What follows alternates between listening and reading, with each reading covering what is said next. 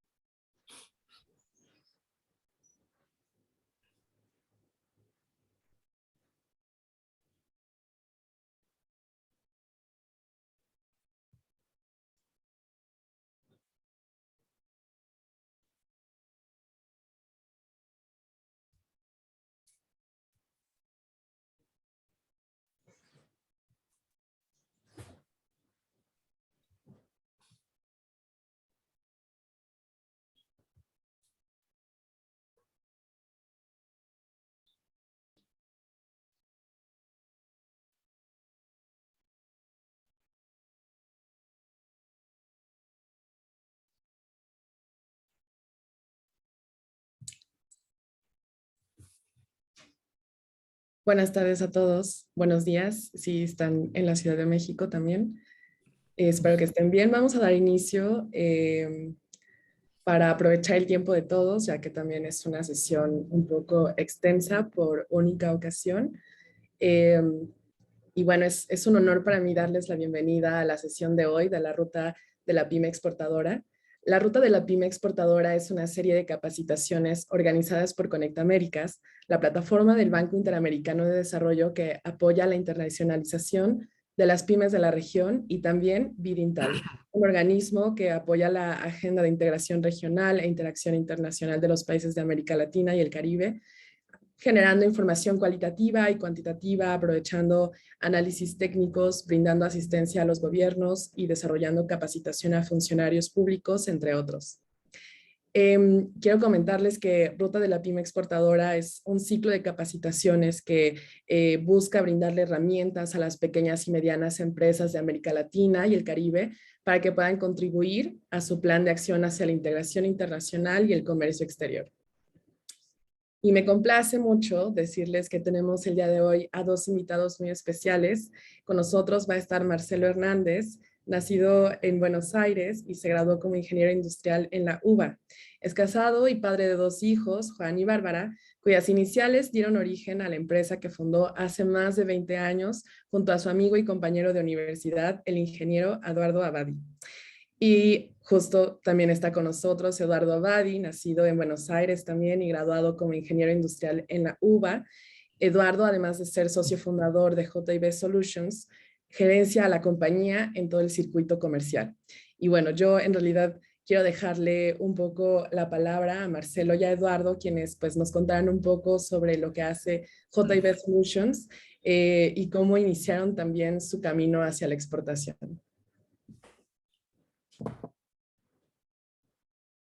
¿Cómo están? Hola. Buenas tardes o buenos días. Es un gusto poder tener esta oportunidad de hacer conocer las buenas y malas experiencias que hemos tenido Eduardo y yo en emprender justamente un camino que cumple con básicamente un objetivo de vida que es el de calidad de vida, ¿no? Esto lo quiero aclarar bien porque muchos nos dicen, bueno, pero ustedes podrían haber avanzado más haciendo algún tipo de ronda de inversión y demás. Bueno, puede ser. Quizás nosotros fuimos más conservadores y tratamos de autofinanciar a través de la empresa. Es una empresa netamente, digamos, factory de software. Nosotros hemos desarrollado una plataforma que se llama iWeb, que básicamente hace el control y la gestión de procesos en las distintas empresas, ¿no? Tenemos clientes de todas las gamas, de todos los tamaños y por suerte en muchas ubicaciones en el mundo. Esa plataforma fue creciendo, incorporando profesionales en informática. Ya recién le comentó Verónica, Nancy también el tema de que somos ingenieros industriales. Bueno, es un poco nuestra especialidad. Pero básicamente yo tengo, digamos, una gratitud con, digamos, con Romina. Yo tomé un curso de exportación el año pasado con ella, y realmente, si bien había muchos temas en los cuales nosotros habíamos ido recorriendo un espinel, pero un poco por una necesidad de ir golpeándose con las necesidades, más que algo bien pautado como Romina propone, ¿no? Y a su vez, yo no olvido siempre la frase de ella de sí, pero tal cosa, tal otra, es porque realmente es una profesional que depende del contexto, ¿verdad? O sea, acá uno no tiene que tener la varita mágica, no puede decir con esto tienes arreglados tus problemas, con esto vas a poder exportar, con esto, o sea, depende mucho de tu contexto, de tu producto, de tu historia de empresa. No es lo mismo lo que podíamos hacer nosotros cuando hicimos el primer viaje a Chile, digamos, hace ya más de 15 años atrás, con otras oportunidades. Lo que sí creo que tengo que destacar y empezar a abrir algunas llaves de por qué nosotros hoy estamos acá, con el resultado que logramos con JB Solution y con JIB Solution Internacional en el estado de la Florida, es básicamente, primero porque establecimos claramente cuáles eran nuestros, digamos, objetivos en cuanto a más valores, ¿no? O sea, servir con pasión, trabajar en equipo, construir confianza con el cliente, entregar calidad, en calidad del producto, lo que uno pueda, pero la mejor calidad que uno pueda. Ser efectivo, y eso creo que lo hemos logrado al tener un equipo muy compacto de profesionales en informática que tienen más de 15 años de antigüedad en nuestra empresa. Eso habla muy bien de que hemos sabido integrar a los factores productivos de nuestra empresa. Lógicamente buscamos la rentabilidad, pero también, como comenté en alguna oportunidad a nuestros interlocutores, es para nosotros un objetivo de los ingresos es que el 50% corresponda a tributos de mano de obra, o sea, de profesionales. Venimos de familias humildes, que supimos ganarnos nuestro respeto en cuanto a estudiantes de la Universidad de Buenos Aires, y por sobre todas las cosas, como les decía, valoramos a las personas. Eso en nuestros clientes se nota. Y ellos fueron, segunda llave, los factores que nos llevaron a poder exportar. Nos llevaron de la mano una empresa como Shell, una empresa como ExxonMobil, una empresa como Unilever, una empresa como Danone. Puedo seguir mencionándole empresas que nos ayudaron a hacer pie sin saber de qué estábamos hablando, sin haber valorado por ahí los temas que eran detectar oportunidades, quién es el cliente, preparando el producto, los métodos y los canales, el precio, bla, bla, bla. Uno tiene que recorrer eso si quiere ser un poco profesional, pero a veces la realidad de uno lo lleva a enfrentar determinadas oportunidades de la mano de los que valoran nuestro trabajo. O sea que yo defiendo a ultranza a las pymes, a las empresas que saben hacer valorar su producto y que tratan de perfeccionarlo día a día. O sea, eso de la mejora continua, eso de tener la cucarda, perdón si por ahí es una palabra que no es común para todos, en Argentina la cucarda es un emblema que se le pone al toro o a la vaca que tiene un premio en la exposición.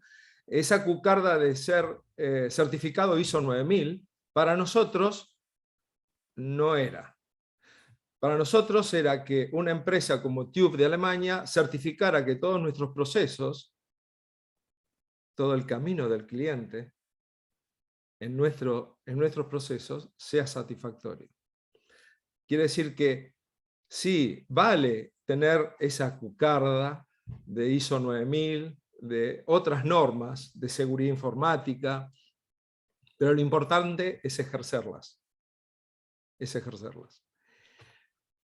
Otra de las llaves que fuimos abriendo en el camino es cómo resolver la falta de conocimiento, ¿no? Y bueno, contratamos personas especialistas que, digamos, nos abrieron algunas puertas, nos ayudaron a definir algún representante que después de tantos años seguimos estando juntos y tenemos clientes de muy buen nivel, Conchi Toro, Watts, podría seguir nombrándole en Chile, que para un argentino estar pisando suelo chileno es un desafío,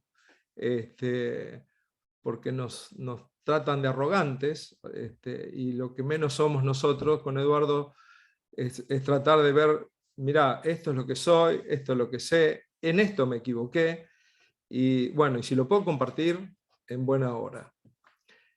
Ese representante era un canal, o sea, era otra llave, que con la pandemia dijimos, bueno, pero en México nosotros podríamos vender directamente, y nos estamos equivocando.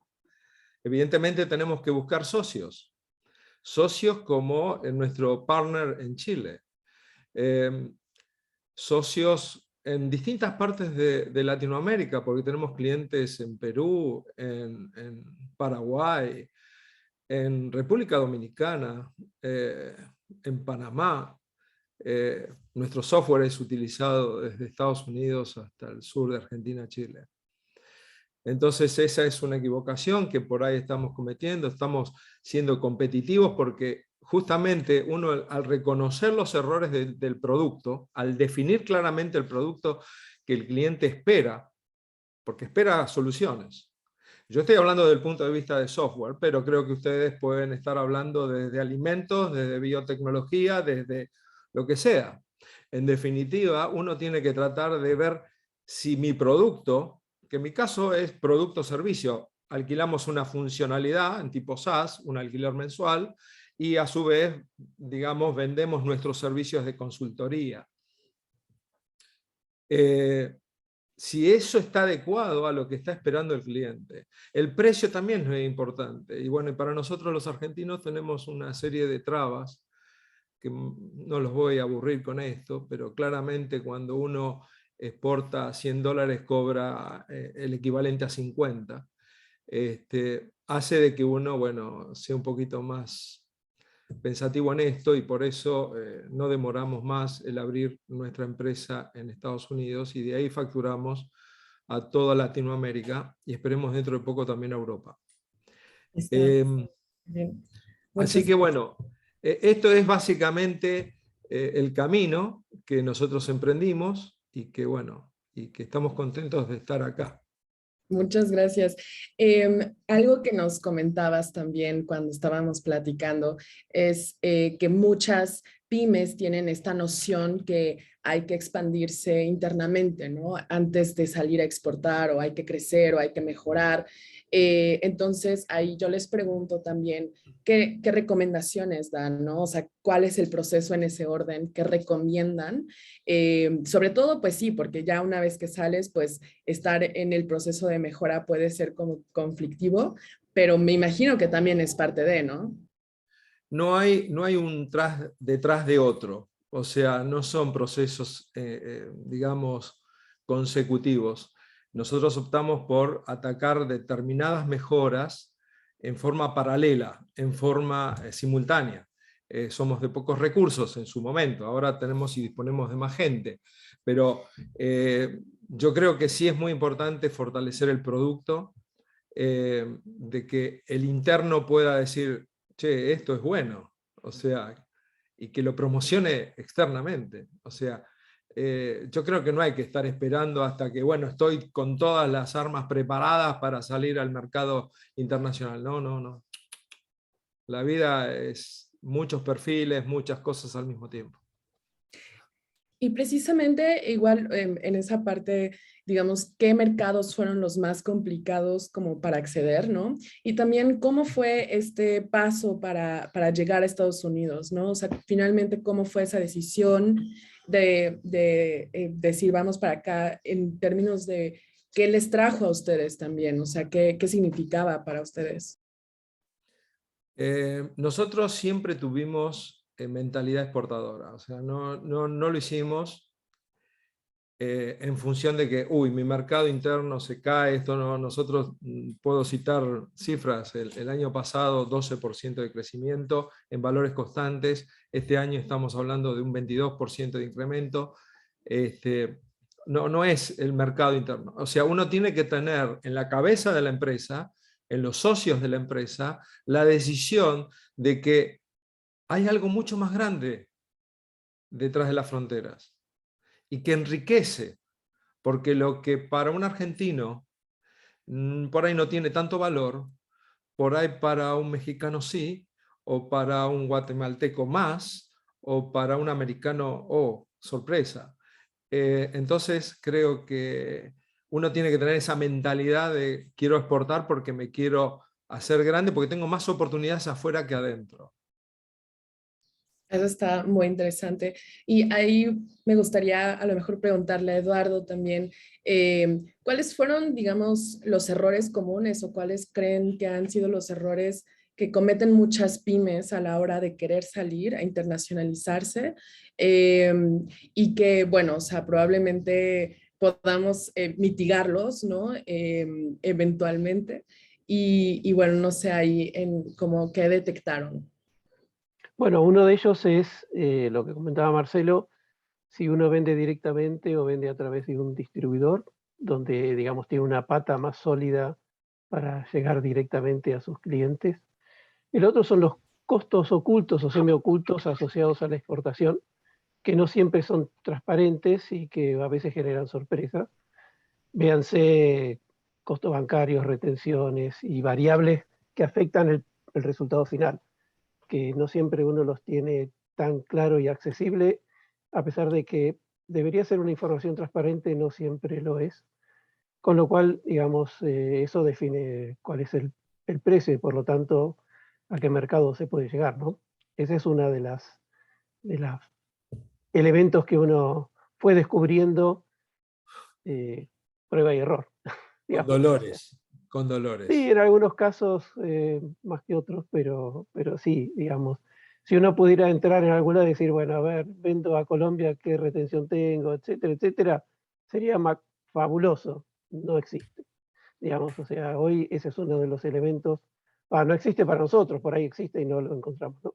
Pero ese es uno de los elementos eh, que digamos, nos influyó en determinadas decisiones y que, bueno, si de haberlo sabido, uno podría haberse manejado de una forma, porque en realidad uno cuando define una operación, un precio, y ya después cuesta eh, revisionarlo, ¿no? Así que bueno, Claro, respecto a totalmente. eso, sí. Yo sumaría, perdón, yo sumaría un elemento por ahí muy interno, muy personal. Podríamos haber por ahí invertido o tomar riesgo para expandirnos más rápidamente en representantes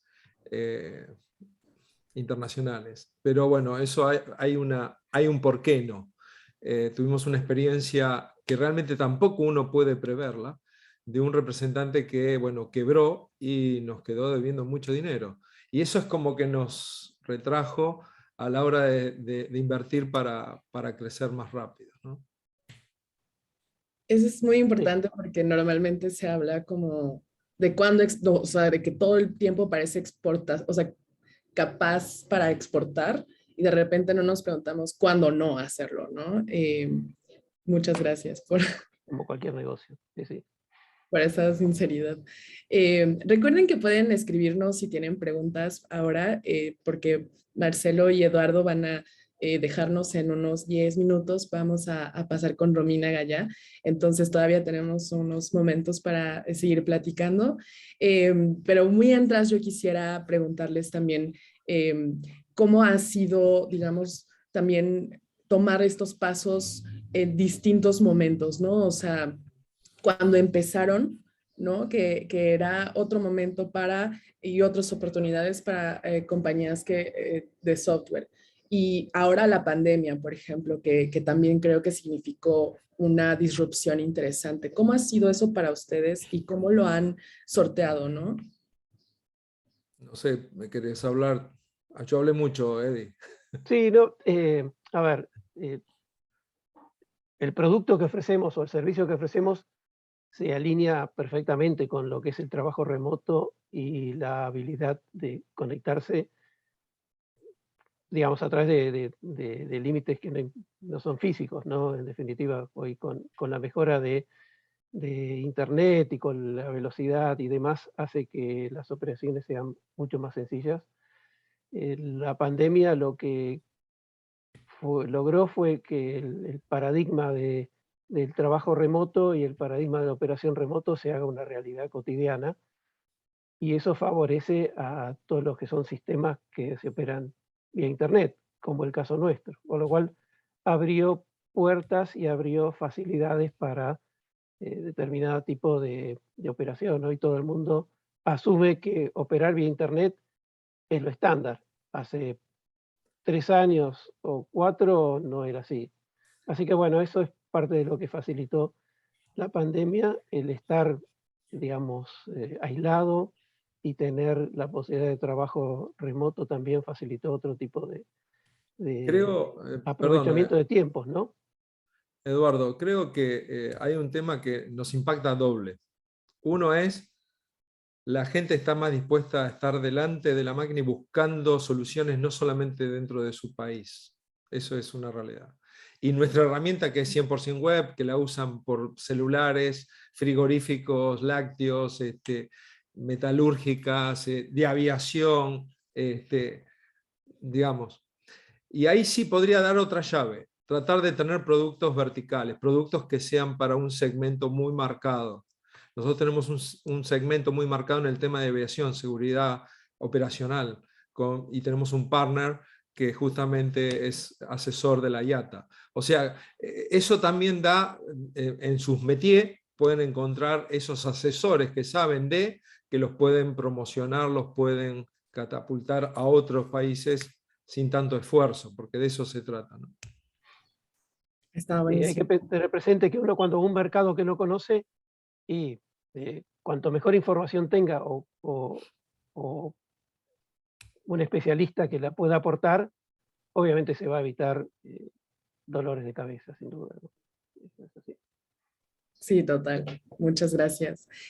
Una duda que, bueno, un poco también veníamos a hablar de eso, que es cómo protegen su propiedad intelectual, ¿no? Y sobre todo cuando se trata de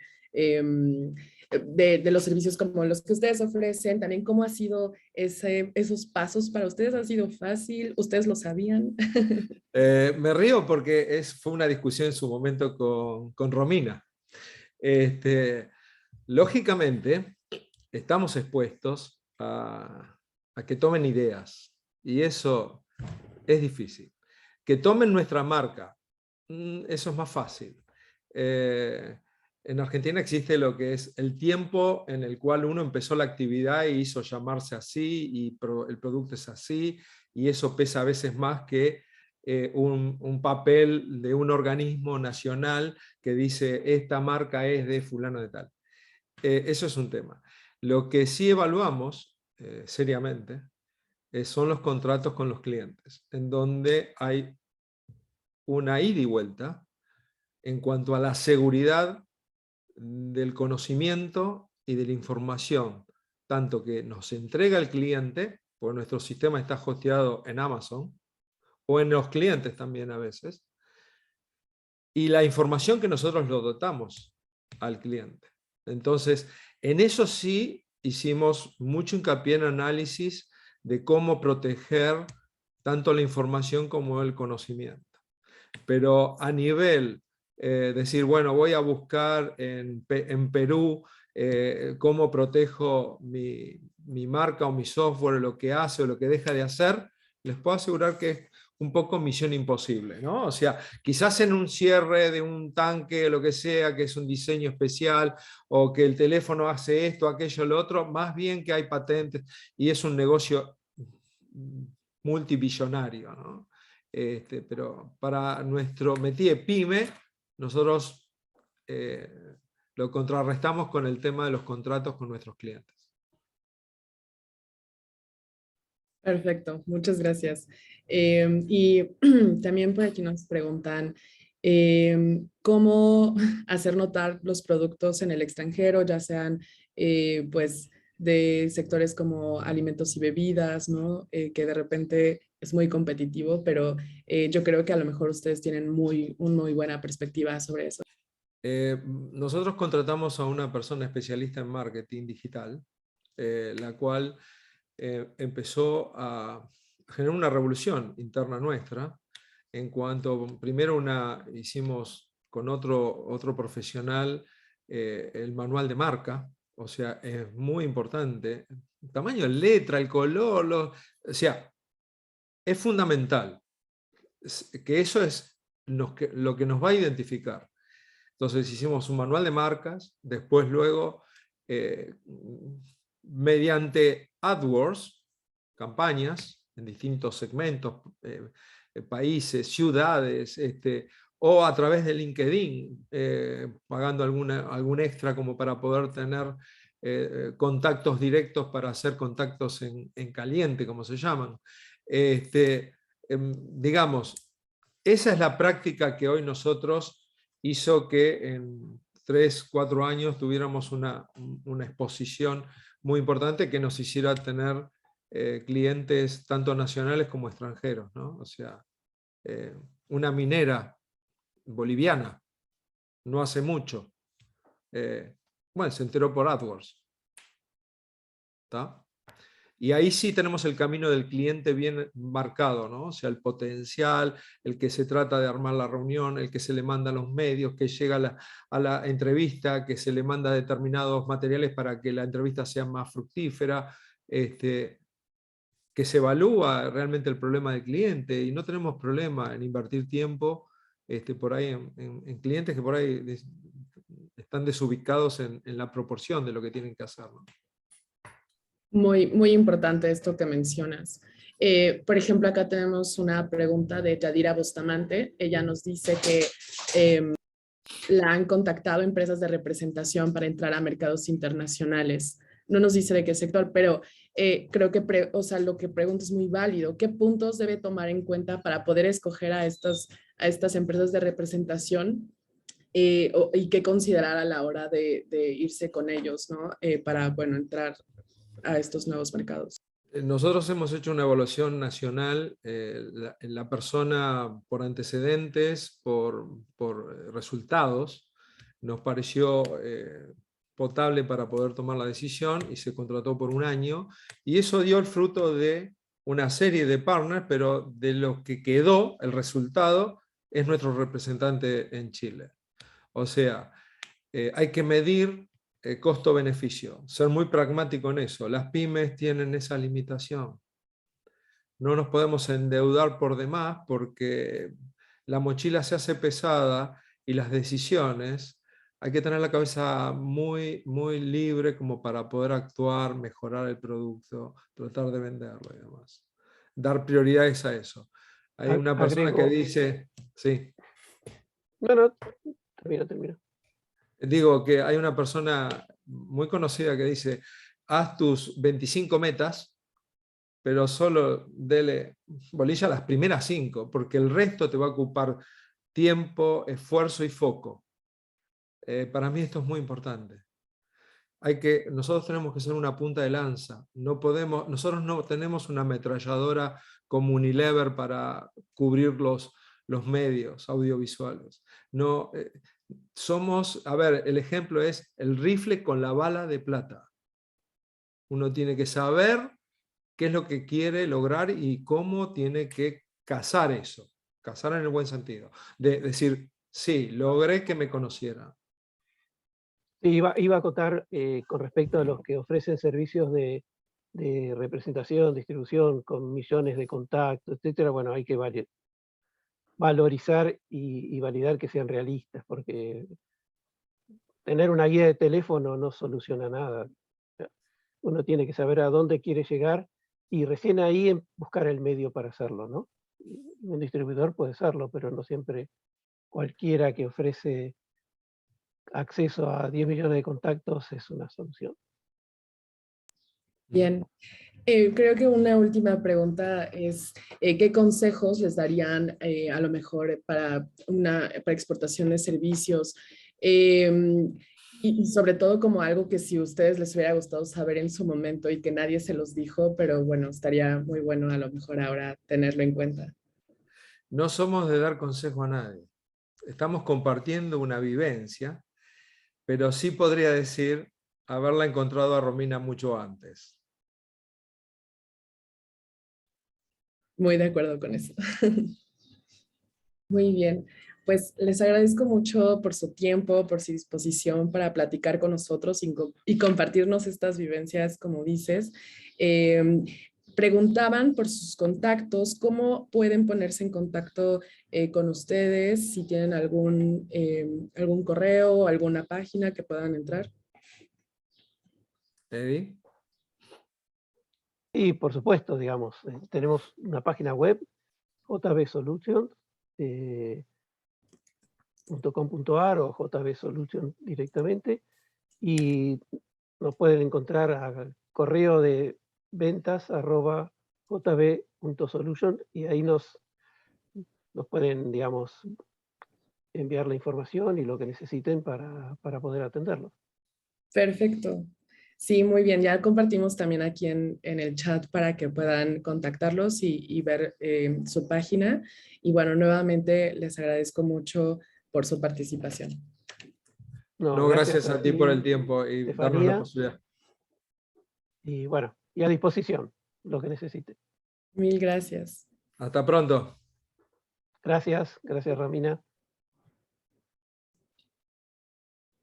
Bueno, y muchas gracias también a todos por acompañarnos. Vamos a dar paso a Romina, que, bueno, si ustedes estuvieron en el primer módulo de Ruta de la Pyme Exportadora, pues a lo mejor están más familiarizadas con ella, pero bueno, Romina, como escucharon, es una crack y está con nosotros ahora para platicarnos bien sobre esta sesión teórica de exportación de servicios, comercialización y protección de la propiedad intelectual. Quiero decirles que esta grabación se va a quedar y se va a compartir con ustedes al finalizar. También va a estar en nuestra página de Conecta Américas y en YouTube. Además, por conectarse hoy, bueno, les haremos llegar también un material que pueden ustedes descargar y que va a acompañar muy bien esta sesión que estoy segura Romina va a llenar buenísimo. Romina, muchas gracias y los dejo con ella. Bueno, muchas gracias a Estefanía por la presentación. Gracias a todas las personas que están conectadas. Para mí es un gusto muy grande estar acá. Gracias a Marcelo por los elogios.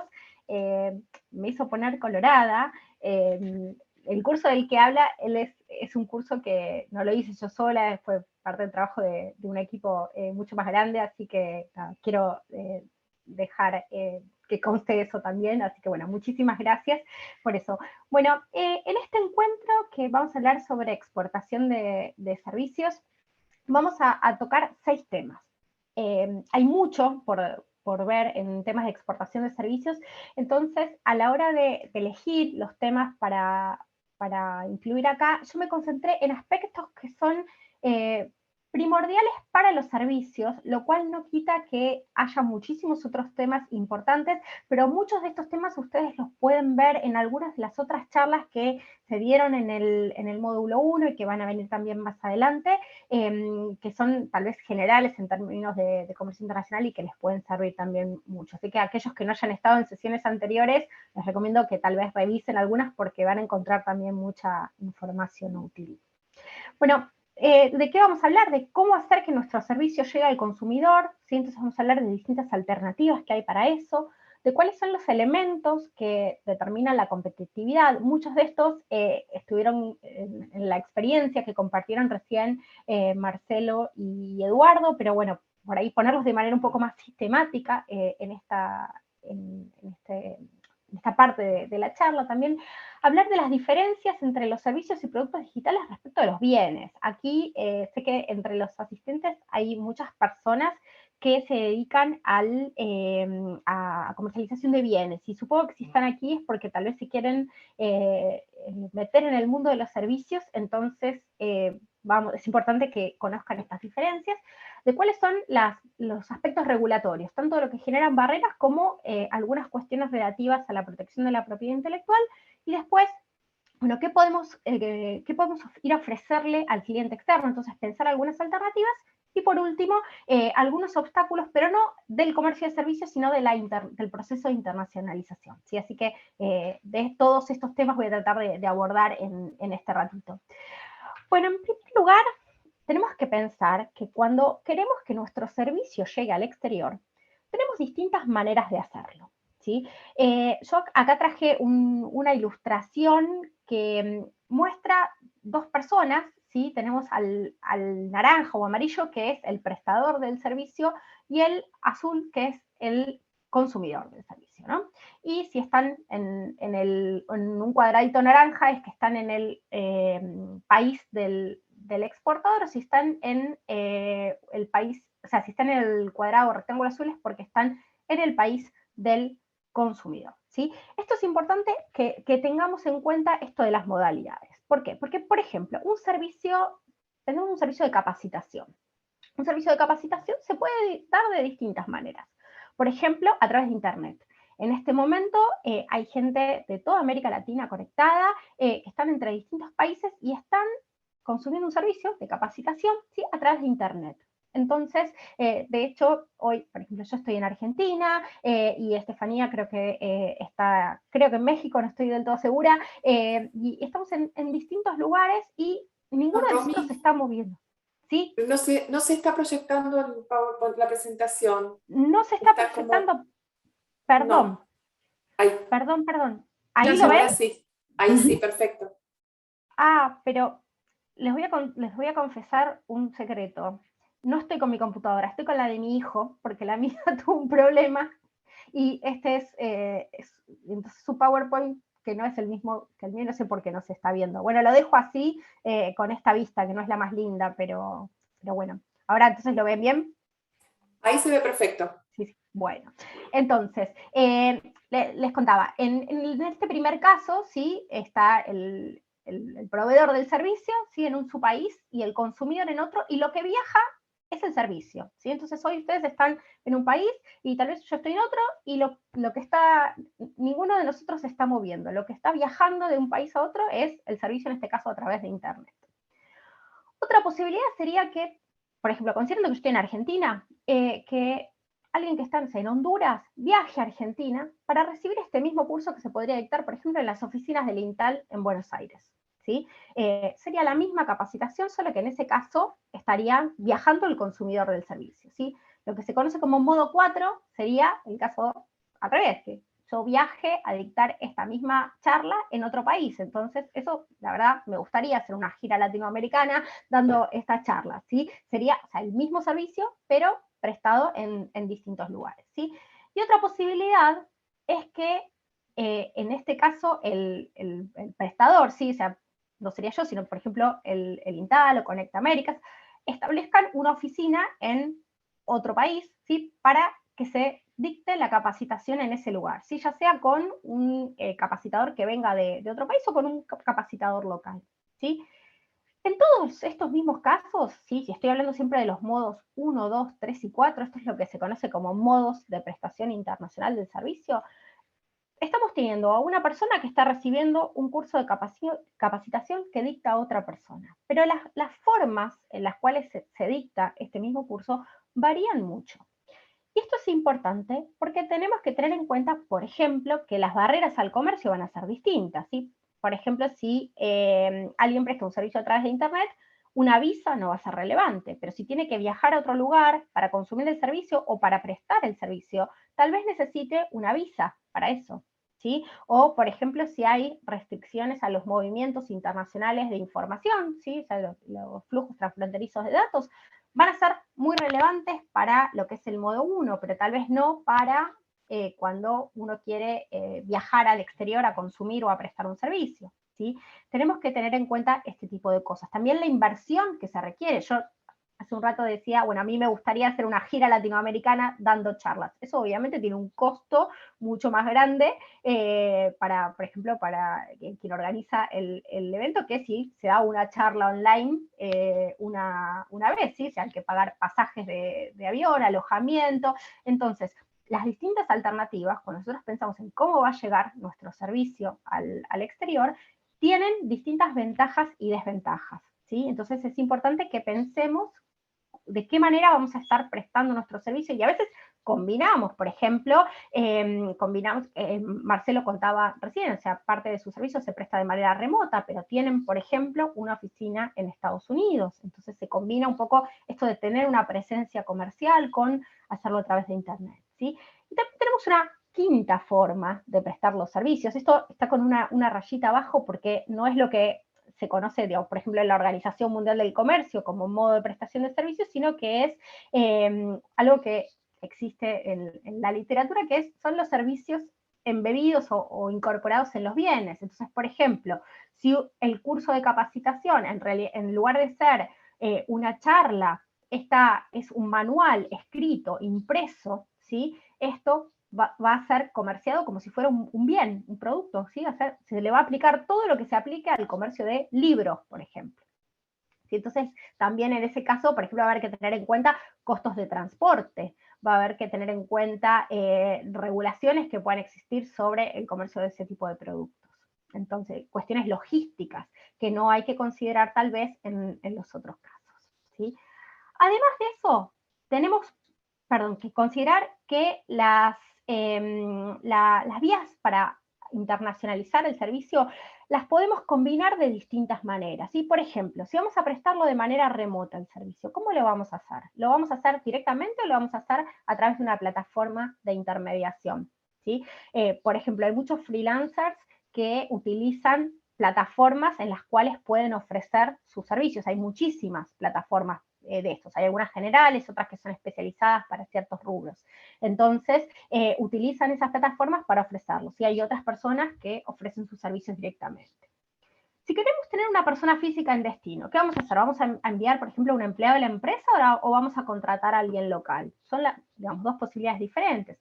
Si queremos tener una presencia comercial en el país de destino, ¿qué vamos a hacer? ¿Vamos a abrir nuestra propia oficina, si es una inversión directa, o nos vamos a asociar con otra empresa, o le vamos a dar a alguien, por ejemplo, la licencia para que trabaje en nombre nuestro, ¿sí? O una franquicia, ¿sí? Vamos a hacer una alianza. Hay distintas formas de hacer que nuestro servicio llegue al cliente en el exterior. Y desde ya que no hay una única forma de hacerlo, ¿sí? O sea, no hay una única vía adecuada para esto, sino que va a depender de muchas cuestiones. ¿Sí? Va a depender, por ejemplo, del país de destino. ¿Sí? Hay países que, por ejemplo, por cuestiones culturales o por cuestiones regulatorias, van a requerir que el proveedor del servicio esté físicamente en ese lugar, ya sea con un representante o que tenga, o sea, digamos, su propia oficina. entonces no va a ser tan viable la vía remota, ¿sí? En otros casos no va a haber ningún problema y va a ser mucho más sencillo hacerlo de manera remota. Va a depender del sector. Hay sectores donde, o del tipo de proyecto, donde es necesario estar en el lugar o no, ¿sí? Se puede hacer de otra manera, de cuáles son los elementos que determinan nuestra competitividad, ¿sí? De la regulación. Hay cuestiones, Marcelo mencionaba hace un ratito, que por distintas cuestiones regulatorias habían decidido, por ejemplo, abrir una oficina en Estados Unidos. Entonces, distintos elementos, que son los cuales vamos a hablar en los próximos minutos, van a definir que elijamos distintas alternativas. Y es importante tener en cuenta que no necesariamente vamos a elegir siempre la misma. Puede ser que en un mercado nos convenga prestar el servicio de una forma determinada y en otro mercado de un modo diferente, ¿sí? También tenemos que tener en cuenta que muchas veces se combinan distintas maneras de prestar el servicio. Por ejemplo, se vende software a través de internet, pero se envía a un empleado a que capacite al personal del cliente en el exterior para que lo pueda utilizar, ¿sí? O el cliente viaja a nuestras oficinas para familiarizarse con el uso del producto, ¿sí? Entonces ahí estamos combinando distintas modalidades para exportar nuestros servicios. Y es importante que las tengamos en cuenta porque va a variar muchas veces el tratamiento que reciba, los costos que se necesite incurrir para poder realizar los distintos tipos de internacionalización. Yendo a la competitividad, ¿sí? La competitividad en servicios depende de muchos elementos, ¿sí? Que obviamente varían de un sector al otro, pero es importante considerar algunas cuestiones generales. Y yo voy a agarrar mi cuaderno, si me permite, porque yo acá estuve tomando nota de algunas de las cuestiones que dijo Marcelo, que se relacionan con todo esto y me gustaría retomarlo, ¿sí? En primer lugar, tenemos los factores exógenos. ¿Sí? Son factores completamente ajenos a la empresa, sobre los cuales no podemos hacer absolutamente nada, y que tienen que ver principalmente con dónde estamos ubicados, ¿sí? Entonces, por ejemplo, el uso horario. El uso horario es un elemento muy importante para definir la competitividad de los servicios, sobre todo en aquellos rubros en los que implican interacción en tiempo real. Entonces, por ejemplo, para esta charla, América Latina tiene una gran ventaja y es que hay muy poca diferencia horaria entre distintos países, ¿sí? Tenemos como mucho 4 horas de diferencia entre Argentina, Uruguay y parte de Brasil, por ejemplo, con el oeste de México, ¿sí? Es la máxima diferencia que hay dentro de la región. Entonces, esto hace que sea fácil, por ejemplo, dictar un curso y que la gente esté en su horario laboral. Si quisiéramos dar este mismo curso en Asia, o sea, a esta hora, en Asia, gran parte de Asia está durmiendo, ¿sí? Seguramente no estarían dispuestos a tomar este curso a las 3 de la mañana, ¿sí? O también cuestiones idiomáticas, cuestiones culturales, ¿sí? O sea, en ese sentido acá en América Latina también tenemos ventajas porque tenemos gran parte de América Latina habla el mismo idioma, ¿sí? Tenemos también una cultura que es bastante similar. Tenemos obviamente nuestras diferencias, pero somos culturalmente mucho más parecidos entre nosotros, tal vez respecto de lo que somos con otras regiones, ¿sí? Esto es algo que no podemos controlar, a lo sumo podríamos instalarnos en otro país, por ejemplo, para tener el uso horario o el idioma más adecuado para otro mercado. Entonces, tal vez si quisiéramos estar, no sé, en Europa, por ahí nos conviene instalarnos en algún país europeo, ¿sí? Pero en general, digamos, son estas cuestiones en que uno no puede hacer demasiado al respecto. En una línea similar está el entorno, el contexto político, contexto macroeconómico, contexto regulatorio del país, ¿sí? Ahí también tenemos poca capacidad de influir, pero en todo caso lo que uno puede hacer es, viendo cuál es ese contexto, por ejemplo, regulatorio, macroeconómico, bueno, qué es lo que conviene hacer respecto de eso, si conviene estar en el país, irse a otro país, por ejemplo, donde hay un incentivo impositivo que es más favorable, o estar en, digamos, no sé, según la estabilidad macroeconómica o el contexto, ¿sí? También son cuestiones que no vamos a poder influir, pero sí es importante que las tengamos en cuenta para ver de qué manera afectan nuestra competitividad, ¿sí? También el financiamiento, ¿sí? Internacionalizarse requiere inversión. Y por más que pensemos, yo presto un servicio, lo hago a través de Internet, no necesito invertir, sí que hay que invertir. Ahí, por ejemplo, Marcelo contaba cuando tuvieron que contratar una persona especialista en temas de marketing digital para ayudarlos a diseñar toda la parte de promoción, ¿sí? de su estrategia, para su estrategia de internacionalización, ¿sí? Requiere viajar muchas veces para hacer los contactos con los clientes, ¿sí? O sea, la pandemia facilitó mucho el tema de la prestación remota, pero sigue siendo muchas veces necesario viajar a eventos, ¿sí? Viajar a reuniones, traer a posibles clientes, abrir una oficina en otro lugar. Entonces, todas esas cuestiones requieren una inversión y es importante pensar cómo la vamos a financiar, ¿sí? La experiencia de Marcelo, por ejemplo, fue a través del autofinanciamiento. Muchas empresas de servicios autofinancian su proceso de internacionalización, justamente porque a las empresas de servicios les cuesta mucho más que a las de bienes acceder a crédito, porque no tienen activos físicos para utilizar como garantía, ¿sí? Entonces esto suele ser un gran problema. No obstante, hay cada vez más instrumentos de financiamiento disponibles, tanto en el sector privado como en el sector público, para las empresas de servicios. Entonces yo les recomiendo que vean, hay muchos países de América Latina que tienen herramientas de promoción que incluyen financiamiento para la internacionalización de servicios. Entonces fíjense qué hay en sus países, ¿sí? Para ver qué tipo de herramienta pueden utilizar para solventar este proceso, ¿sí? También la infraestructura, ¿sí? En particular, si los vamos a prestar a través de Internet, es muy importante la infraestructura de conectividad, ¿sí? Bueno, si esto requiere interacción en tiempo real, ¿no? ¿Cómo lo vamos a manejar? Fundamental, lo más importante, los recursos humanos. Los servicios son actividades intensivas en recursos humanos. Entonces es importante la cantidad, la calidad, ¿sí? Y el costo de los recursos humanos. Entonces, obviamente los que están disponibles en el país, ¿sí? O sea, cómo es la calidad de sus recursos humanos en cuanto a formación técnica específica, habilidades blandas, manejo de idiomas, ¿sí? Y también tenemos que tener en cuenta, bueno, si nosotros como empresa tenemos los recursos humanos necesarios para el proceso de internacionalización, ¿sí? No solamente para prestar bien el servicio, sino también para poder adaptar el servicio a nuestro cliente, ¿sí? Si tenemos personas que conozcan ese mercado, que sepan de procesos de internacionalización, ¿sí? En ese sentido, ahí estoy revisando mis notas sobre la charla de recién de Marcelo, ¿no? Pero él contaba, por ejemplo, de esta persona que contrataron para que les hiciera el manual de marca, ¿sí? Que contrataron también una persona que durante un año los apoyó en el proceso de internacionalizar la empresa en Chile, ¿sí?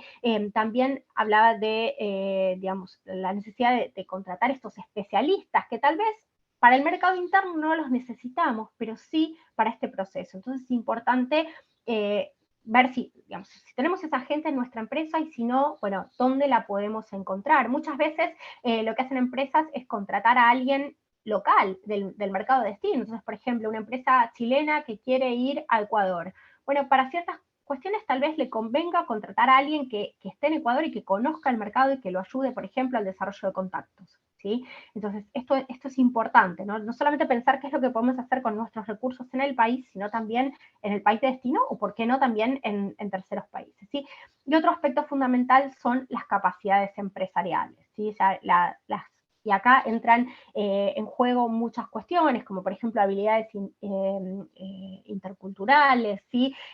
Cuestiones relacionadas con visión de gestión para la internacionalización. Muchas veces pasan empresas de servicios que tal vez tienen recursos muy buenos, recursos humanos muy buenos en la parte técnica. Entonces, por ejemplo, una empresa de software que tiene excelentes profesionales de informática, pero tal vez le falta esto de gente que tal vez con más habilidades relacionadas con negocios, ¿sí?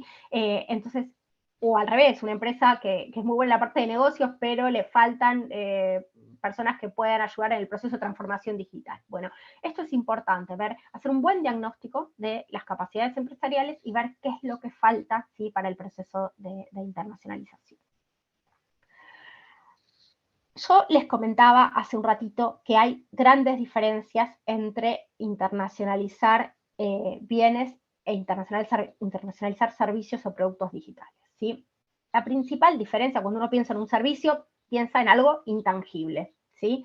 Si yo quiero exportar un producto, yo puedo enviarle, por ejemplo, una muestra a mi potencial cliente para que vea, toque, huela, saboree el producto y tenga una idea de qué se trata, ¿sí? Ahora, si yo quiero exportar un servicio, yo quiero exportar, soy economista y exporto servicios de consultoría económica. Yo le puedo contar a un potencial cliente, sí, usted sabe que yo hago esto y hago lo otro, pero, o sea, con lo que yo le estoy contando no puede saber si mi servicio es efectivamente, si es bueno, si es malo, si es la solución al problema que tiene, ¿sí? Entonces, muchas veces es difícil y para eso se necesita que la empresa desarrolle estrategias que permitan tangibilizar la experiencia, ¿sí? Los servicios son experiencias. Entonces, el consumidor no va a saber si esa experiencia es satisfactoria o no, o es útil o no, hasta que no la haya consumido. ¿Qué podemos hacer? Por ejemplo, toda la estrategia de branding, ¿sí? O sea, el manual de marca que contaba Marcelo, bueno, para poder comunicar lo que uno realmente quiere que el cliente perciba y sepa sobre el producto, ¿sí? Sobre el producto digital o el servicio. Puedo, por ejemplo, ofrecer un servicio gratuito por un periodo de prueba. Esto es muy común en software, ¿sí? Ustedes, no sé, pruebe el antivirus durante un mes de manera gratuita y después, si uno quiere seguir, tiene que pagar, ¿sí? O, por ejemplo, en lo que son productos digitales, se puede dar un fragmento gratuito, ¿sí? Descargar el primer capítulo de un libro gratuito. Entonces, leo el primer capítulo del libro y si me gusta lo compro, ¿sí? Un libro digital. Ver el avance de una película, ¿sí? Son formas de hacer que el consumidor pueda conocer un poco esa experiencia y nos sirve para tangibilizar un poco. Cada uno de ustedes que conoce mejor que nadie el servicio o el producto digital que ofrece sabrá cuál es la manera más adecuada para hacer esto, ¿sí? Pero es importante que lo hagamos.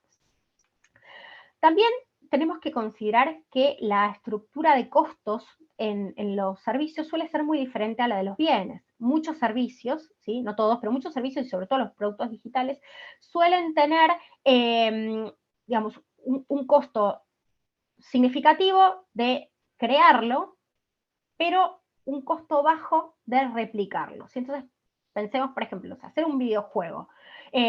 Desarrollar un videojuego requiere una inversión significativa, ¿sí? Que hoy podrá ser mayor o menor según la complejidad, ¿sí? del juego, pero después que ese juego sea utilizado por un jugador o por 1.000.000 de jugadores, no implica diferencias tan relevantes de costos en comparación con lo que implica desarrollarlo, ¿sí? Entonces, esto permite que muchas veces las empresas busquen distintas estrategias y distintos modelos de negocios que permitan adoptar lo que se ofrece, ¿sí?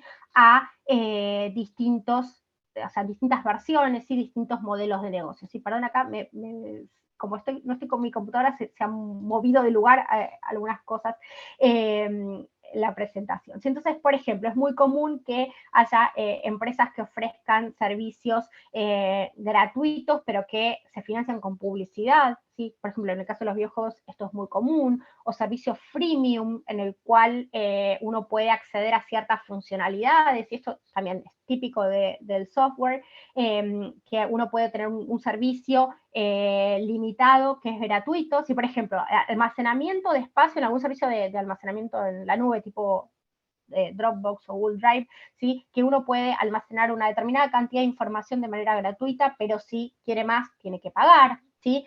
Y también podemos hacer distintas versiones que nos permitan ofrecer distintos tipos de servicios con distintos alcances, de distinta duración según el tipo de cliente, ¿sí? Entonces, esto nos permite llegar, es más fácil que en el caso de los bienes, ¿no? Esto de poder adaptarlo y ofrecerlo a distintos perfiles de consumidores, ¿sí? También hay cuestiones relevantes a considerar que son lo que se considera, lo que se denomina el lock-in tecnológico, es que hay costos de cambiar de tecnología. Entonces, una vez que un usuario está usando algo, a veces es difícil que se pase a otra cosa. Entonces, esto lo tenemos que tener en cuenta bien qué es lo que está usando el usuario, qué servicio está utilizando en la actualidad y cómo vamos a adaptar esto para posibles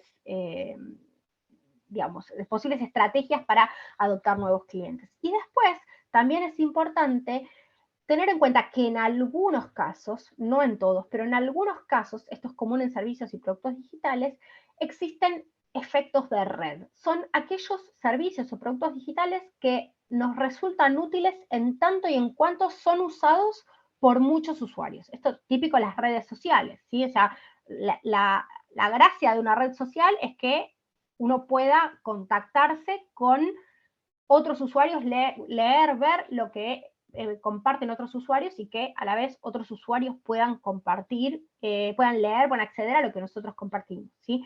Entonces, estas redes funcionan mientras haya muchos usuarios. Si de pronto un día una red social pierde muchos usuarios, eso la vuelve menos atractiva. Entonces, cuando uno quiere entrar a competir con servicios que ya están establecidos, ¿sí? No es que estoy pensando que, digamos, no creo que todos ustedes estén pensando en competir, no sé, con Instagram, pero sí, o sea, hay servicios que ya están muy establecidos, que utilizan muchas empresas, entonces a veces el entrar ahí requiere estrategias muy agresivas que permitan ganar muchos usuarios para alcanzar la masa crítica que los vuelva atractivos, ¿sí?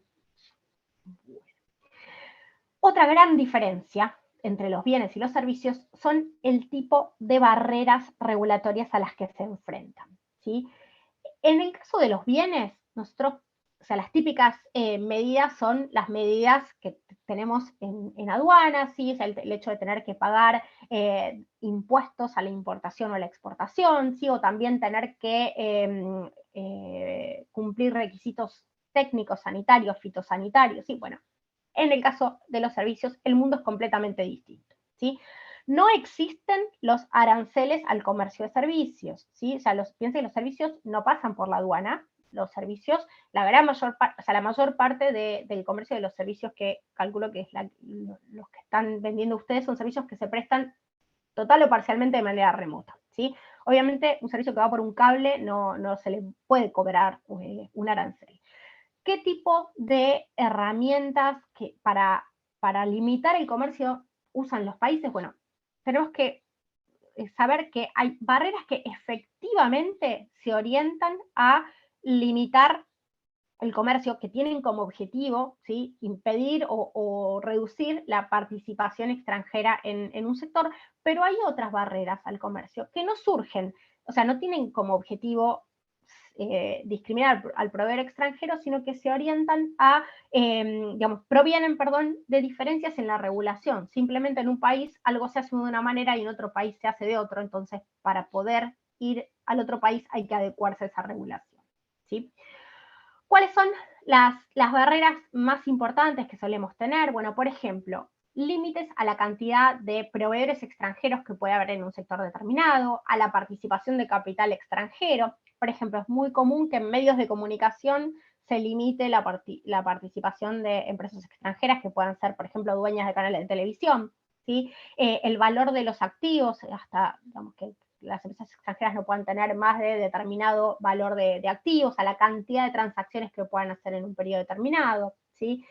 También es frecuente que en algunos países, si queremos, y esto es, acá voy un poco a lo que vemos acá, ¿no?, de que las barreras varían según el país, el sector y el modo de suministro, ¿no? Entonces, por ejemplo, si es el modo 3, que es esto de ir a abrir una filial en el exterior, hay países que nos exigen que, digamos, o que solo nos permiten hacerlo a través de ciertos formatos societarios que son exclusivos para, o que las empresas extranjeras solo pueden recurrir a ese tipo de formatos, ¿sí? Pero esto obviamente no va a ser relevante si yo quiero prestar un servicio de manera remota, ¿sí? Hay medidas que discriminan a proveedores nacionales y extranjeros. ¿En qué sentido las discriminan? Que le exigen a los extranjeros cosas que no le exigen a los nacionales. Por ejemplo, no sé, le cobran para ejercer un servicio, para prestar un servicio hay que conseguir una licencia. Bueno, y que la licencia para el proveedor nacional es más barata que la licencia para el proveedor extranjero. Esto también existe en muchos países, en muchos sectores, ¿sí? El tema de la doble imposición, ¿sí? Esto no es una barrera al comercio propiamente dicha en el sentido de la política comercial, pero es la principal barrera para muchas empresas de nuestros países, ¿sí? Cuando quieren prestar servicios al exterior, ¿sí? Sobre todo a través de Internet, porque pagan impuestos en el país de origen y también le cobran impuestos en el país de destino. Entonces, esto lo revisamos en un módulo anterior, si quieren introducirse un poco más en ese tema para los que no estuvieron.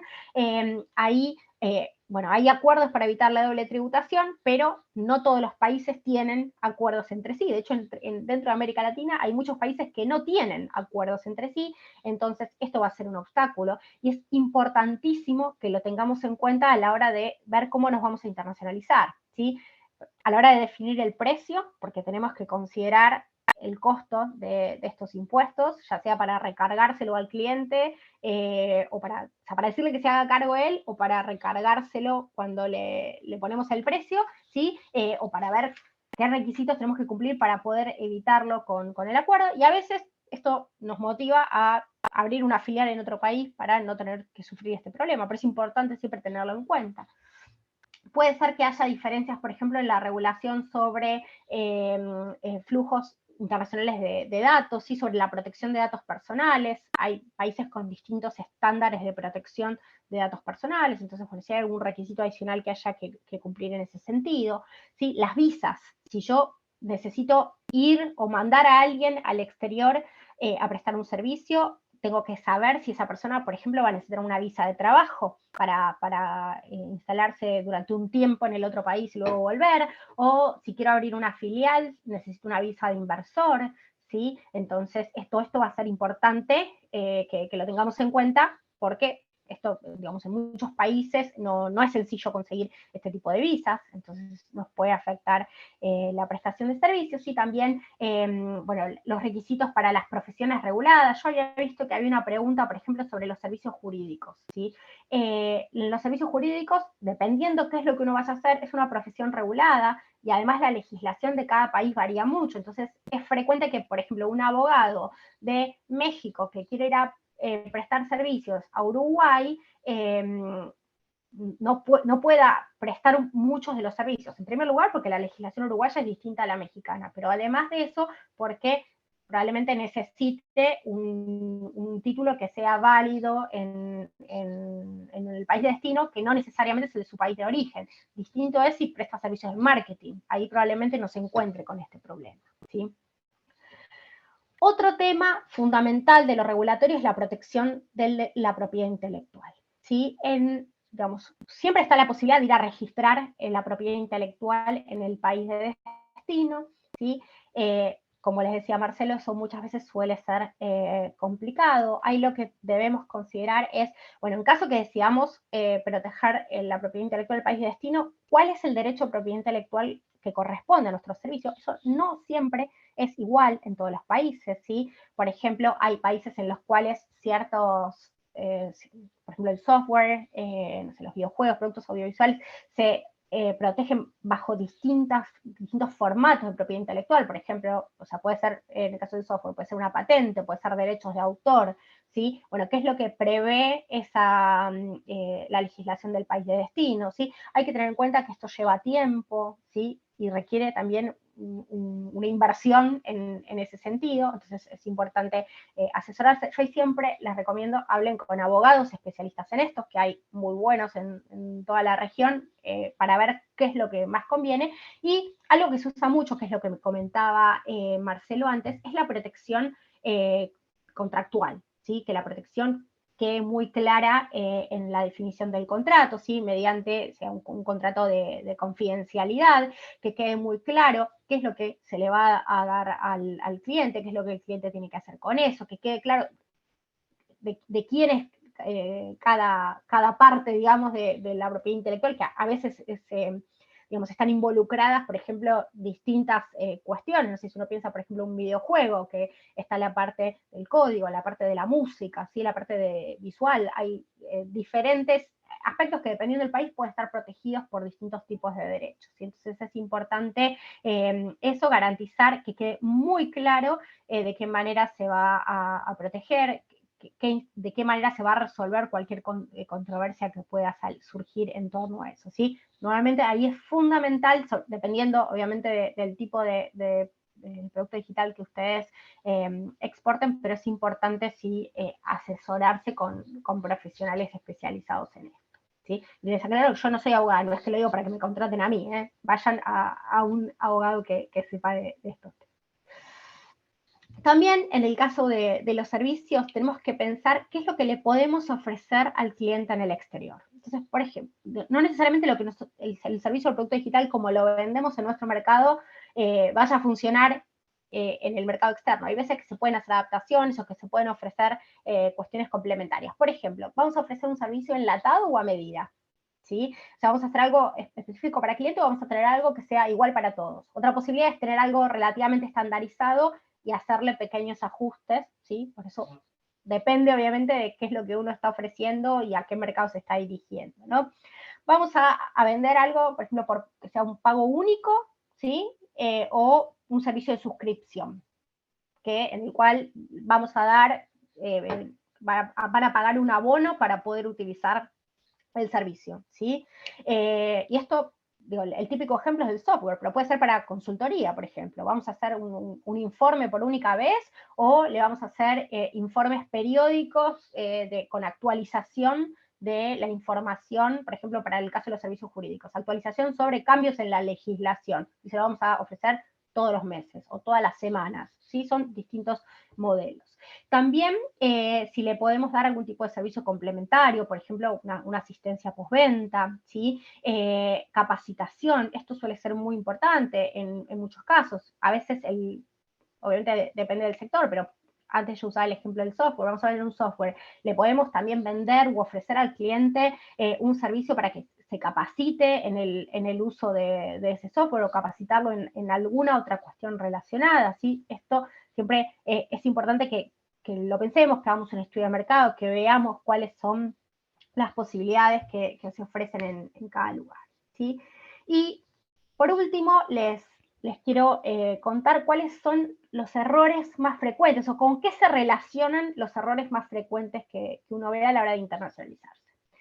En primer lugar, muchas empresas tienen problemas relacionados con la falta de información, que empiezan el proceso de internacionalización sin haber recopilado toda la información necesaria. Obviamente, antes Marcelo decía, bueno, uno no puede hacer todo y estar perfecto para salir, porque siempre algo va a faltar, pero es importante recopilar, por ejemplo, cierta información que es muy importante. Por ejemplo, asesorarse bien sobre dónde están las oportunidades comerciales, qué instrumentos de promoción hay. Todos los países de la región tienen algún tipo de herramienta de promoción para la exportación de servicios. Bueno, ¿qué hay en nuestro país? ¿Qué podemos usar? Y no solo en nuestro país, muchas veces los gobiernos subnacionales tienen incentivos, ¿sí? También si hay, por ejemplo, alguna asociación empresarial de nuestro sector que está organizando algún evento en el cual podamos aprovechar para ir a hacer contactos, ¿sí? O que podamos juntarnos con empresas que ya hayan hecho este proceso y nos pueden asesorar, ¿sí? Cómo se hacen los negocios en el extranjero, etcétera. Hay que recopilar muy bien toda esta información, asesorarse muy bien sobre los requisitos regulatorios, ¿sí? Aspectos jurídicos, impositivos y cambiarios. El tema de la doble imposición, conozco muchísimas empresas que no lo tuvieron en cuenta y cuando fueron a cobrar su primera exportación y vieron el monto que les aparecía en la cuenta, ahí en ese momento descubrieron que habían cobrado mucho menos de los que esperaban porque el fisco del país donde está el cliente les había retenido un impuesto. No lo habían tenido en cuenta y ganaron, con suerte ganaron menos de lo esperado y en otros casos terminaron perdiendo dinero, ¿sí? Hay muchísimas empresas que les pasa eso, entonces es importante asesorarse sobre todo eso, ¿sí? Para poder cumplir con los requisitos y para obviamente que uno no pierda dinero, ¿sí?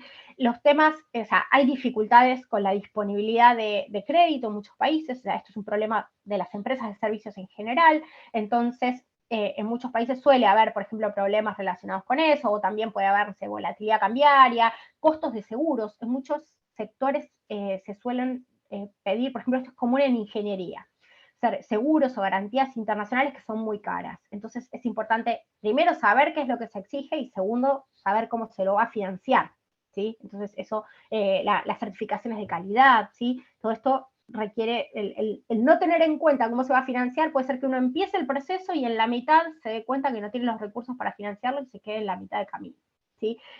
Y por último, los aspectos culturales, ¿sí? O sea, hay que tener en cuenta, y esto lo digo incluso con América Latina, somos muy parecidos, pero a la vez en algunas cuestiones somos diferentes. Entonces es importante interiorizarse sobre los gustos, sobre las preferencias, sobre las formas de trabajo, los horarios en los cuales se trabaja en un país o en otro. No solamente el uso horario, me refiero, por ejemplo, a las costumbres, ¿no? De a qué hora se empieza a trabajar, cómo son los feriados, todo ese tipo de cuestiones son fundamentales como para que tratemos de tener la menor cantidad de roces posibles con nuestros posibles clientes.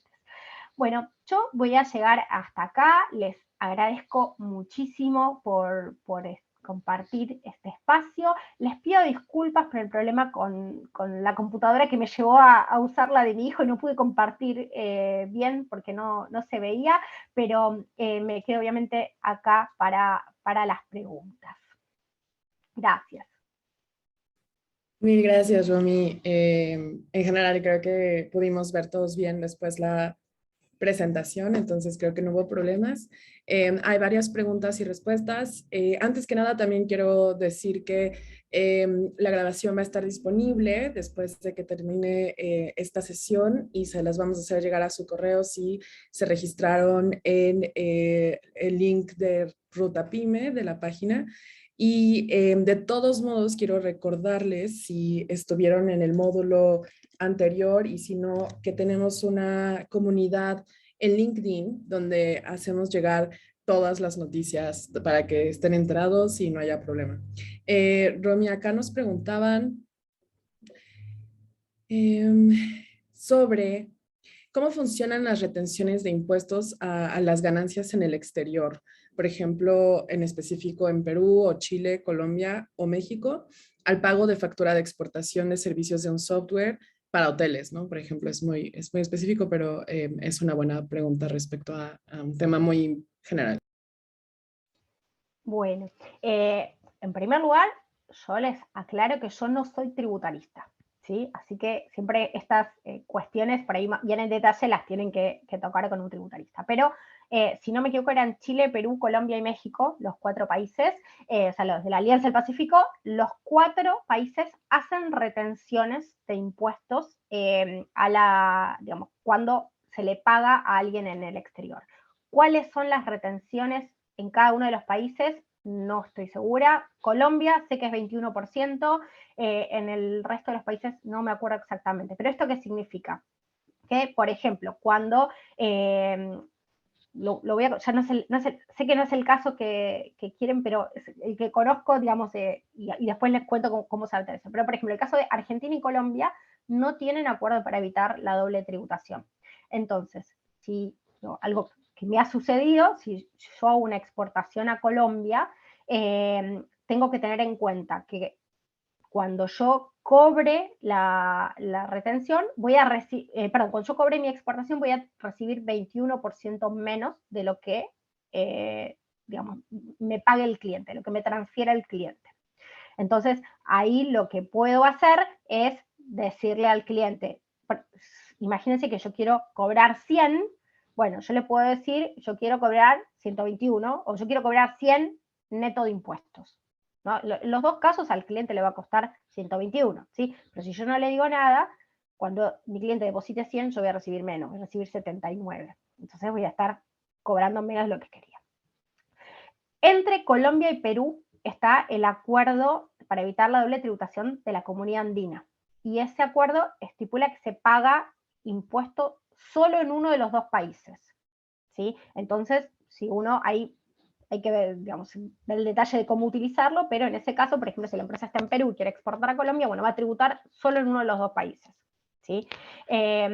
No recuerdo, en el módulo anterior, cuando en la última charla que di yo de ese módulo, les había puesto un cuadro con todos los acuerdos para evitar la doble tributación. No los recuerdo todos, como para ver, por ejemplo, no sé si entre Chile y México hay, no me acuerdo, pero cuando hay, o sea, uno tiene tres posibilidades, ¿no? O sea, una posibilidad es que, digamos, haya acuerdo para evitar la doble tributación. Perdón, primera posibilidad es que el país de destino no retenga el impuesto. Es el caso de Estados Unidos. Estados Unidos para propiedad intelectual sí, pero para servicios no. Entonces, si uno le exporta un servicio de consultoría, por ejemplo, a Estados Unidos, ¿sí? O en este caso, si es software, sí porque es regalía, pero si es un servicio, no, porque es pago de servicio. En ese caso, uno recibe, por ejemplo, en Perú, lo que le transfirieron desde Estados Unidos. Esa es la primera posibilidad, que no es para estos 4 países que me consultaron. En esos 4 países hay una retención. Entonces, en ese caso, está la retención, hay 2 posibilidades, que haya un acuerdo para evitar la doble tributación o que no lo haya. Si hay un acuerdo, hay que ver qué es lo que dice el acuerdo. No todos los acuerdos son iguales. Y esto no solamente varía entre países, sino que varía, o sea, un mismo país puede tener acuerdos con distintos formatos según el socio.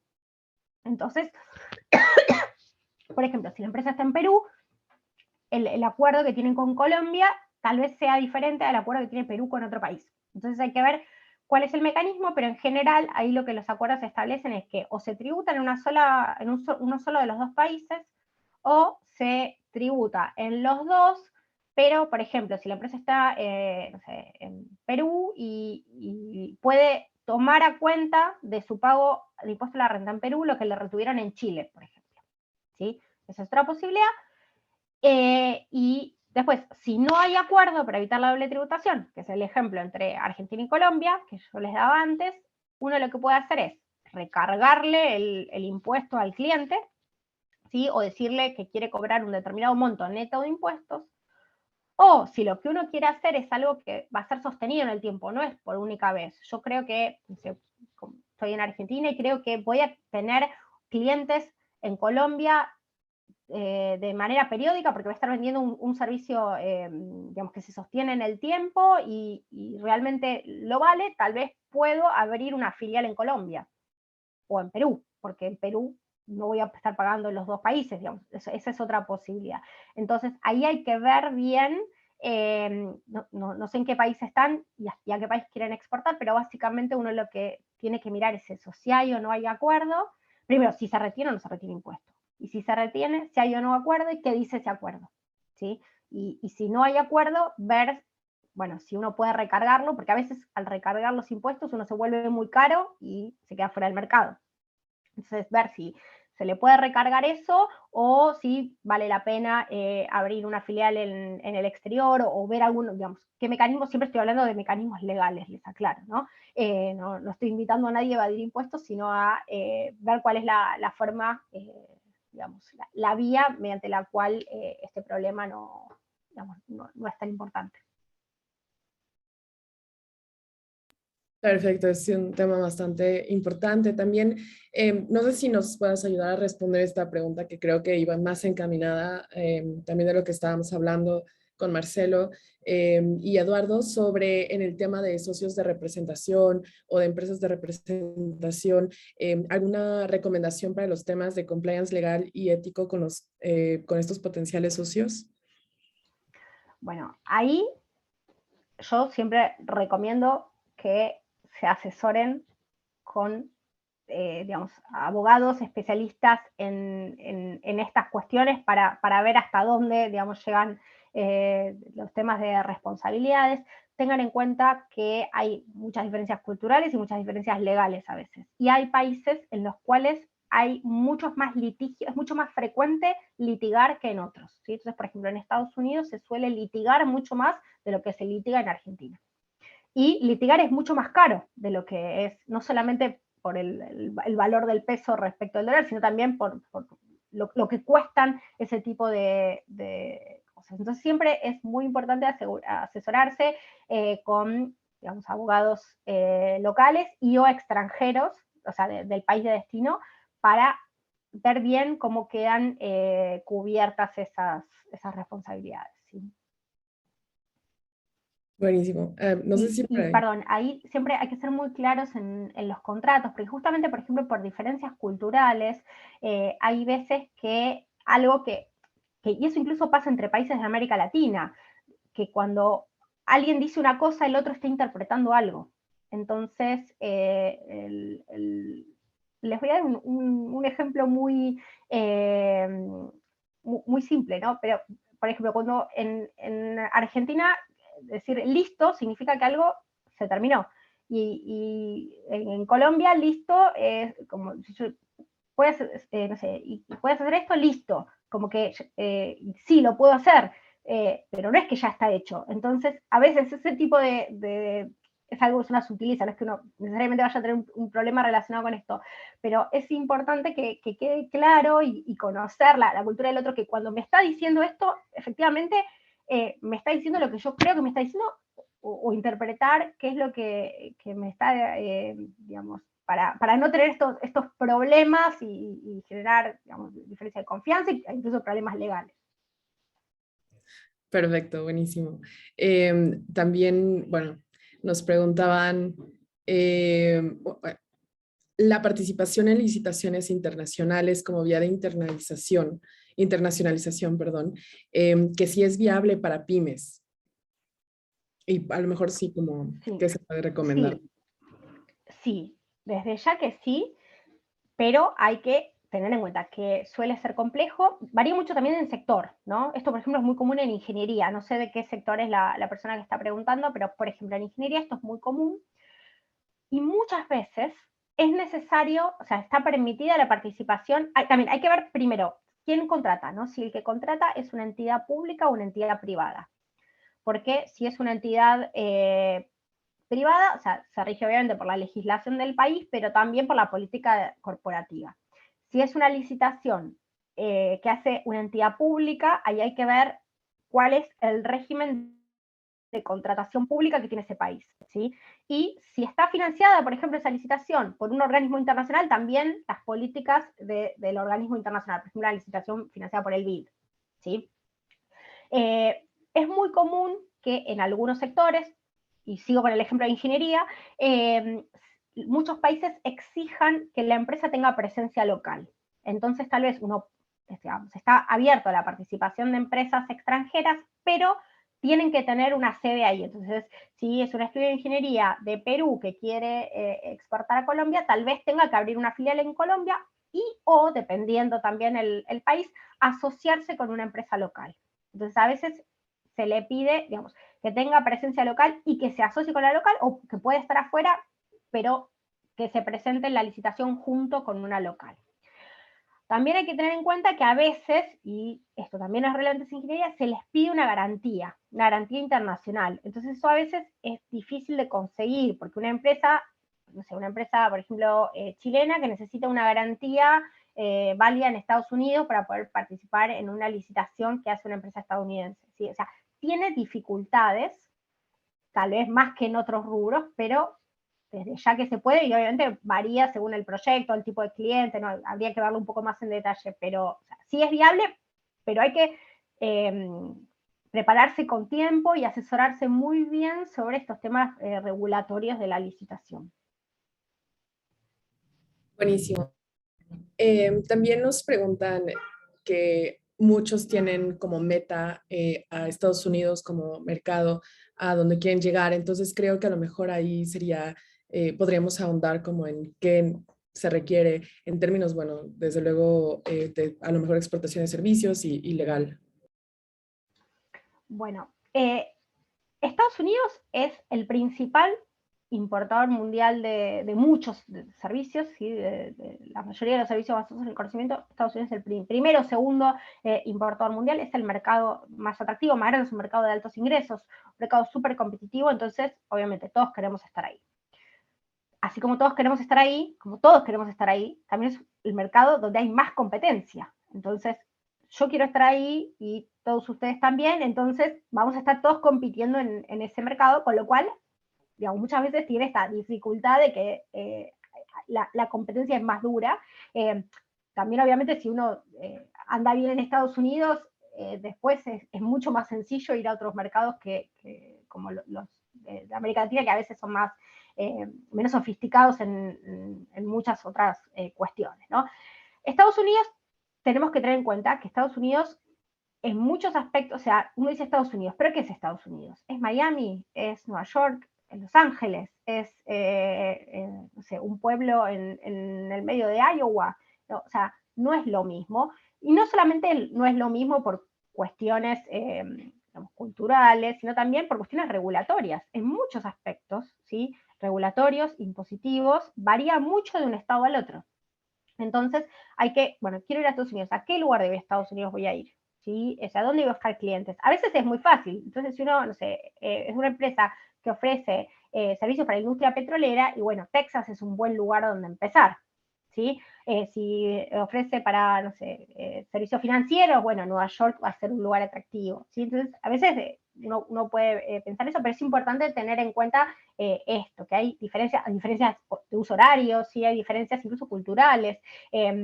Entonces, esto es muy importante. La gran ventaja que tiene Estados Unidos para muchas empresas de la región es que no tiene esta retención de impuesto a la renta, que sí hace la mayoría de los países de América Latina. Entonces, a veces, y además que nosotros, en general, los latinoamericanos somos baratos en Estados Unidos. Entonces, o sea, como nuestros, más allá de las diferencias que existen entre distintos países de la región, los salarios en América Latina son mucho más bajos que en Estados Unidos, entonces está esa ventaja. Entonces uno es barato, no le retienen impuestos, entonces o sea, mi servicio va a ser mucho más competitivo en términos de costos, ¿no? En Estados Unidos que en Colombia, porque en Estados Unidos no me van a retener el impuesto, en Colombia sí, entonces a Estados Unidos le puedo cobrar menos que a Colombia, ¿sí? Y además mis ingresos, o sea, la diferencia de precios, el peso argentino y el peso colombiano es, digamos, en comparación con el peso con el dólar, es, digamos, mayor. Entonces ahí hay que tener en cuenta ese tipo de cosas, ¿sí?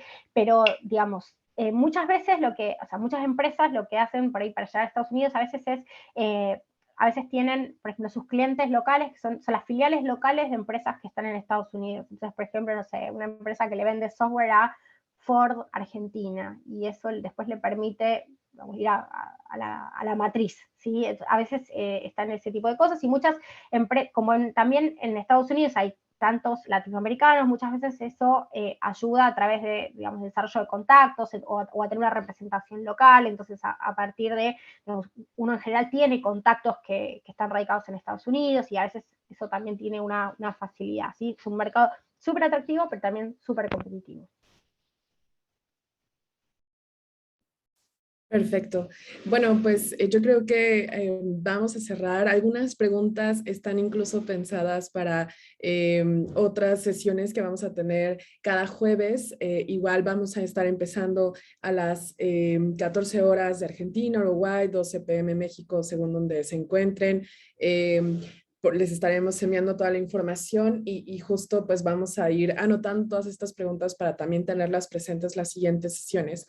Mientras tanto, quiero agradecerles a Romina, a Marcelo y a Eduardo por acompañarnos, también a Verónica del Intal y a Mateus que nos apoyaron esta vez en esta sesión y en todo Ruta Pyme en realidad, a Luciano, que es otro compañero que, bueno, no puede estar el día de hoy, pero se estará uniendo posteriormente. Y bueno, cualquier duda que tengan los podemos ver en la página de Ruta Pyme Exportadora, también en la comunidad de LinkedIn que ya compartimos. De todos modos, les vamos a estar compartiendo la grabación. Y nuevamente, pues muchas gracias.